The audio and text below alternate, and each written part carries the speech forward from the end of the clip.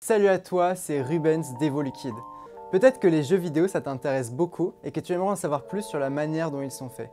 Des premières idées de gameplay jusqu'au patch Day One, aujourd'hui on va parler des 3 grandes étapes de fabrication d'un jeu vidéo. C'est parti!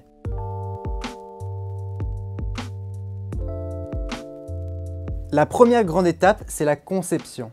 C'est à ce moment-là que l'on définit les fondations du jeu. Comme tous les arts, un jeu vidéo commence par une première idée. Dans le cadre du jeu vidéo, cette première idée peut se construire autour soit d'un gameplay, c'est-à-dire comment se joue le jeu, soit d'un contexte, où va se passer l'œuvre, quand, dans quelle atmosphère, soit d'un message, l'idée ou l'impression générale que l'on veut laisser à ses joueurs. Une fois qu'on a cette première idée, il faut commencer à se réunir, mettre en place une première équipe qui imaginera le cœur et le squelette du jeu. On voudra dans cette première équipe s'entourer d'une petite dizaine de personnes spécialisées dans leurs différents domaines. La programmation, le scénario, le graphisme, l'animation, le sound design et le gameplay. Cette première équipe, elle peut ensuite créer un mood board. Textuel et audiovisuel, c'est un document qui a pour but de retranscrire le message du jeu et les émotions qu'on souhaite transmettre. On essayera aussi de retranscrire les premières idées de gameplay qu'on a eues jusqu'à maintenant.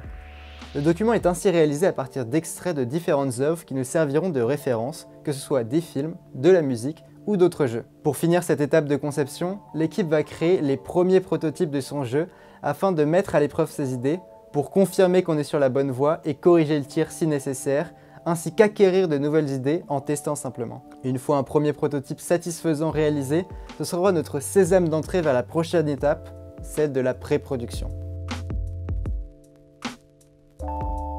La pré-production, c'est l'étape qui permet d'identifier l'ensemble des détails qui constituent le jeu. C'est cette étape qui prépare tous les détails de la production. Pendant la pré-production, on va prendre tous les choix définitifs sur la direction du jeu. Quel moteur physique utiliser, quel type d'intelligence artificielle utiliser, combien de textures notre jeu peut-il avoir? Ces réponses, il faudra y répondre avec 2 critères, le coût et le timing. A-t-on le temps de modéliser un territoire aussi vaste que la France en 6 mois de production? Est-on capable de payer 300 employés pour paramétrer les muscles du visage du voisin du personnage principal? Pendant cette phase, il peut y avoir le double voire le triple de personnes présentes pendant la phase de conception.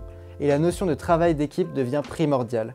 Il faut savoir s'écouter, s'inspirer des idées des uns et des autres.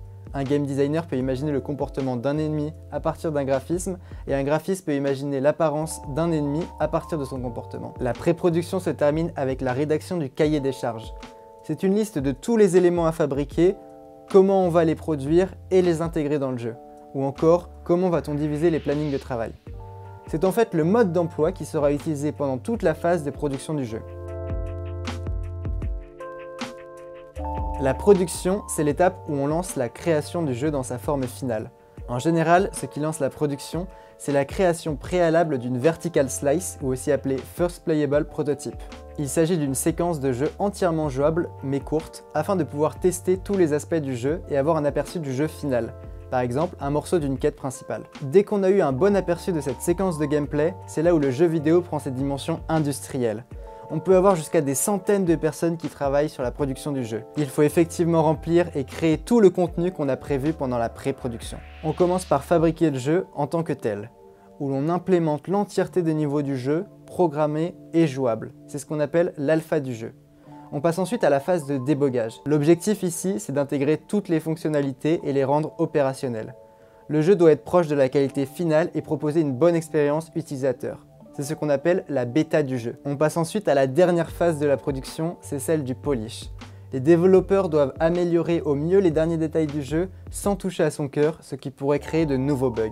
Tout au long de la production, le jeu est expérimenté par des testeurs qui aideront les équipes à orienter leurs décisions. Quand l'éditeur est satisfait de la qualité finale du jeu, il est prêt à sortir. Ou que des obligations économiques l'obligent à le sortir avant qu'il ne soit vraiment fini, mais ça, il faut pas le dire.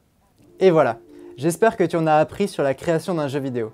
Bien sûr, je t'ai détaillé la création de jeux vidéo réalisés plutôt par des grosses productions, mais il existe aussi des plus petites équipes qui créent des jeux vidéo différemment.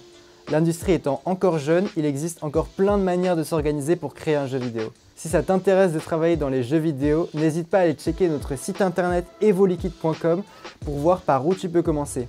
N'hésite pas aussi à dire en commentaire si tu veux plus de vidéos du genre. J'aimerais aussi te recommander ce livre qui m'a grandement aidé à écrire cette vidéo. N'hésite pas à l'acheter si le sujet t'intéresse. Je te mets le lien en description. Merci d'avoir regardé la vidéo et je te dis à bientôt.